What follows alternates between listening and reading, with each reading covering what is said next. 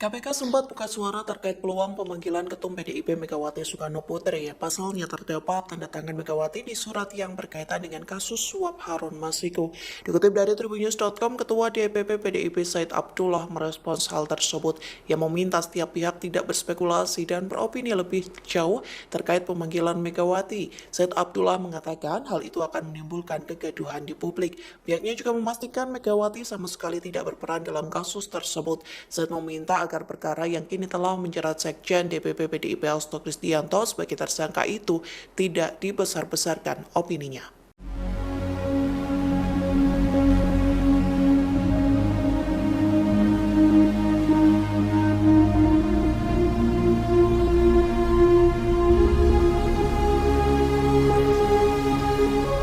Download Tribun X sekarang, menghadirkan lokal menjadi Indonesia.